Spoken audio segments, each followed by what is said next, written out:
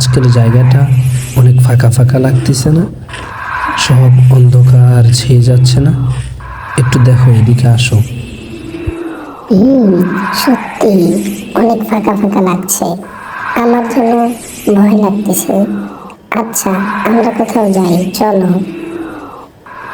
হ্যাঁ হ্যাঁ, তুমি ঠিক বলেছ। আমাদের এখানে আর বেশিক্ষণ থাকা ঠিক হবে না। চলো, আমরা এদিকে যাই। ওইদিকে সামনের বাড়িতে, বড় বাড়ির দিকে যাওয়া যাক। তুমি কি বলো? হ্যাঁ হ্যাঁ, আমার দম ফুরিয়ে আসতেছে। চলো চলো, আমরা যাই। এই দাঁড়াও তো, আমি একটা ভয়ানক আওয়াজ পাচ্ছি। তুমিও কি পাচ্ছ আওয়াজটা? একটু অনুভব করো তো। হ্যাঁ, অদ্ভুত একটা আওয়াজ আসতেছে। আচ্ছা, তুমি আসো, ভয় করিও না। আমরা সোজা ওই সামনের বাড়িতে গিয়ে উঠবো। আজকে আর রুম থেকে বের হব না। দেখা যাক এখানে কি হয়। তুমি আসো আসো, চলো। হ্যাঁ, সেটাই ভালো হবে। তুমি চলো, এখানে আমরা আর থাকবো না, আমরা চলে যাব। কিন্তু আমাদের এই র্যান্ডম ভিলেজ ম্যাপটা কেন জানি অন্যরকম হয়ে যাচ্ছে। আসো, আমরা যাই। এখানে আর থাকা আমাদের ঠিক হবে না। এবার যখন আমরা ওই বাড়ির উদ্দেশ্যে রওনা দিলাম, আওয়াজটা যেন আরো অদ্ভুত হয়ে আসতেছে। যতই বাড়ির কাছে যাচ্ছি, ততই অদ্ভুত লাগতেছে।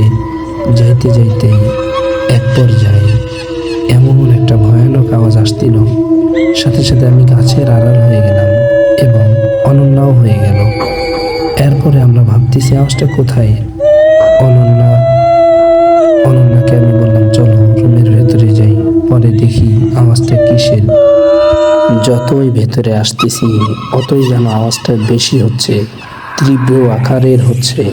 শীতল বাতাস এবং হাঁটার অনেক শব্দ। এরপরে আমরা দুইজন ভেতরে আসলাম। আসানোর পর শ্বাস নিলাম। নেওয়ার পরে অনন্যা আমাকে বলতেছে, আচ্ছা, তুমি তো এখানে দীর্ঘ 7 বছর থেকে গেম খেলো। তুমি কি কখনো এরকম অদ্ভুত আওয়াজ শুনছিলে? মনে করো তো, আমরা তো আর আগে এখানে অনেক এসেছি, কখনই কোনো এরকম ভয়ানক আওয়াজ শুনছিলাম? আমার জানার মতে তো আমি কখনো এরকম ভয়ানক আওয়াজ পাইনি। তুমি কি কখনো পেয়েছিলে? না না অনন্যা, আমিও তো পাইনি। আর আমি যতদিন খেলছি, তোমাকে নিয়েই তো এখানে এসেছি। আমরা একাই থেকেছি, এরপরেও কখনো ভয়ানক আওয়াজ পাইনি। যাই হোক, কি আর করার। আজকে রাত আমরা বের হবো না, এখানেই সময়টা কাটাবো। দেখা যাক কি হয়। এইভাবে গল্পটা আজকে 2 নম্বর এপিসোড এখানে শেষ করতেছি। 3 নম্বর এপিসোড পেতে অবশ্যই ইউটিউবে হুসাইন গেমিং চ্যানেলটি সাবস্ক্রাইব করুন এবং হুসাইন গেমিং এর সাথে থাকুন।